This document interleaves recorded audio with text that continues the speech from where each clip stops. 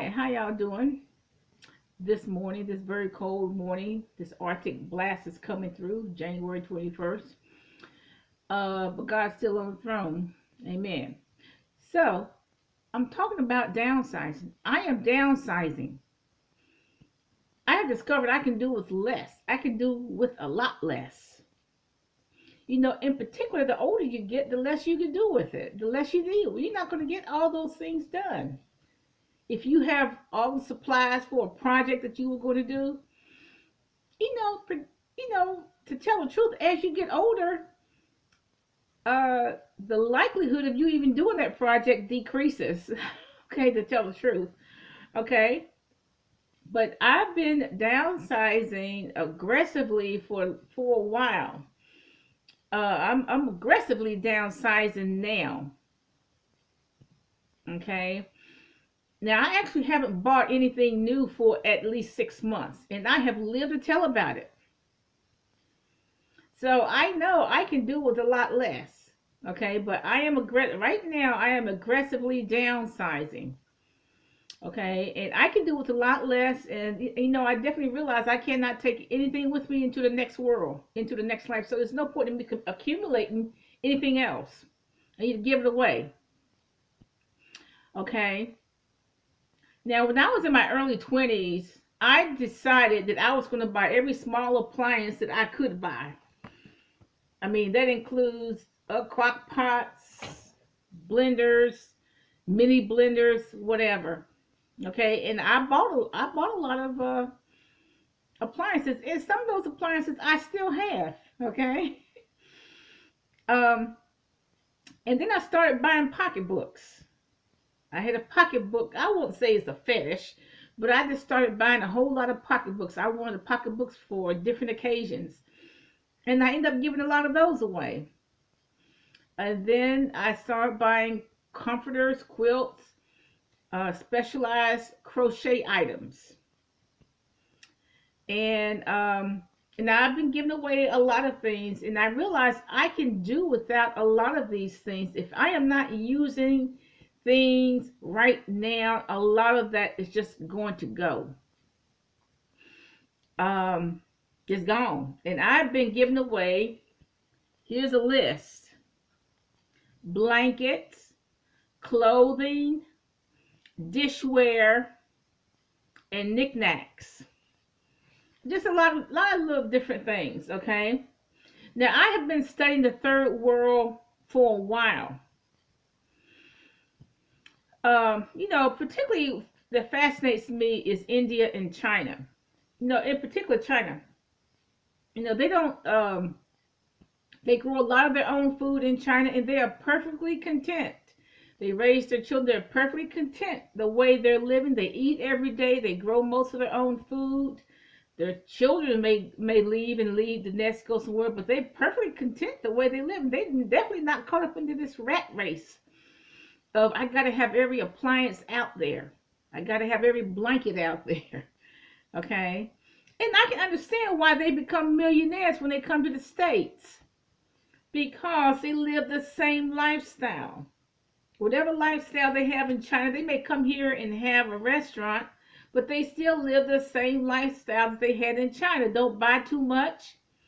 Just cook. Don't buy too much. Do what you need to do. But they're not caught up into all this malls. Go to the mall. Go to the warehouse. They're not caught up into that. In India, I know India has a lot of poverty. I know they have a lot of orphans. I know that. And I know India, despite its revolution with agriculture, they have started, a new agricultural revolution, and they're able to feed most of the populace. Despite that, I know there is hunger in India. I mean, I know that. But you know what? A lot of people in India they content with what they have. They have their hut. It's not made out of the best materials in the world. It's made of straw and whatever, and I guess whatever cement they could find. But they very much content with what they have. Their children are content.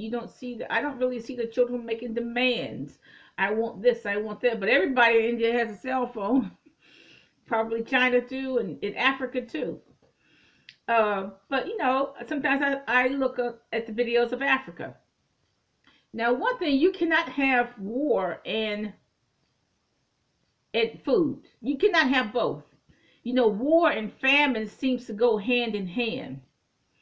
A lot of the villages that I study in China and India, they don't have war. That's why they can move on and carry on what they do on a daily basis. You cannot have both. You cannot have, doesn't mean you got to have peace, but you cannot have war. War and famine go together. Okay. Africa has a lot of war, and that's what wars, and that's why they're starving. So you cannot have both. And Africa is they need to upgrade their agricultural techniques. They just have antiquated agricultural techniques. But anyway, I do study the third world, and I can see we can do without a whole lot. A lot of them grow their own food and so on.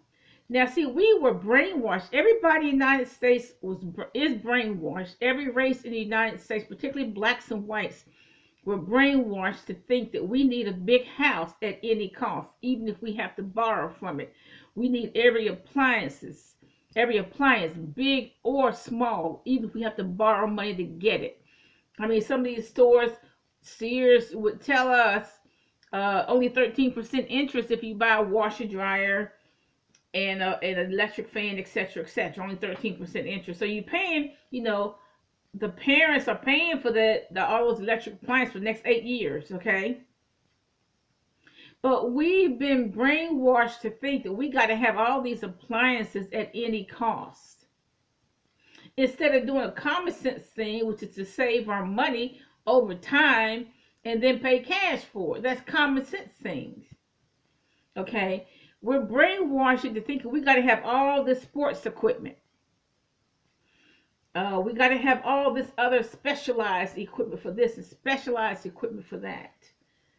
And then we get bored with it. We get tired of it. We got to go throw it away, give it away, or sell it, or do something with it.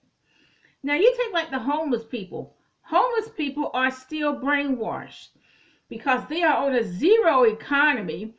Okay, let's just say they have very little money coming in. That is a zero economy, or very close to zero economy. They have very little money coming in, and they're trying to live on a $100,000 economy. And that's not going to happen. So homeless people are just stuck in this endless cycle, going from shelter to shelter, from street corner to street corner. That is an endless cycle because they're trying to live. They have a zero economy, and they're trying to live in a $100,000 economy. Instead of saying, okay, if I'm on a zero economy, I need to find some land that costs anywhere between $0 and $1,000. That's the way the homeless people should think. I need to get $300. Most homeless people can cop $300, okay, just from begging. I need to take that $300 and go buy some abandoned properties in such and such a state. And I'm gonna tell you one thing. There are abandoned towns. Not only are there abandoned properties, abandoned hotels, abandoned houses, abandoned farmhouses, y'all, that you could easily, some of these farmhouses you could easily rehabilitate. It just take a lot of ingenuity. Not only are there abandoned farmhouses, there are abandoned plantations. There are abandoned whole towns. Whole towns are abandoned. I can name names in the Midwest, in Appalachia, in the South. You know what? Why can't a homeless person, if you're homeless in D.C., why can't you take $300 and say, okay, I'll go to such and such abandoned city, and I'll see if I can go buy one of those abandoned farmhouses.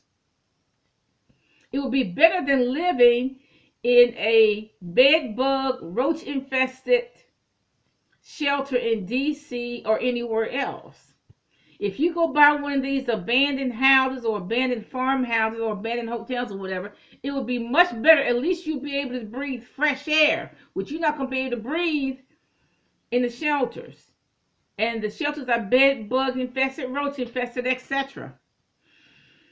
Okay, but see, the homeless are still brainwashed. Now, it's going to take Americans years to get out of this brainwashing, to get to buy all these expensive things at any cost, even at a cost to debt. The homeless are still brainwashed because they are on a zero economy, and they're trying to force themselves on $100,000 economy, and that is totally impossible. They need to go down. They need to say, look, I can't live on $100,000 economy because I don't have $100,000 money.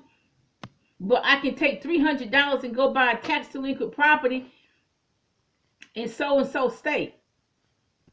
And at least I would have shelter. Now, true, a lot of these abandoned properties, you have to use your ingenuity to rehabilitate them. I have seen abandoned high schools, abandoned elementary schools, and they are doable. You can rehabilitate them. You know, in Pembroke, Illinois, there are the abandoned elementary schools. Now, I know some of the stuff has been torn out, the ceiling's been torn out, but you can rehabilitate that. That's doable, okay? So we need to stop being brainwashed, okay? We don't need all that stuff. We need to stop thinking that we need all this stuff.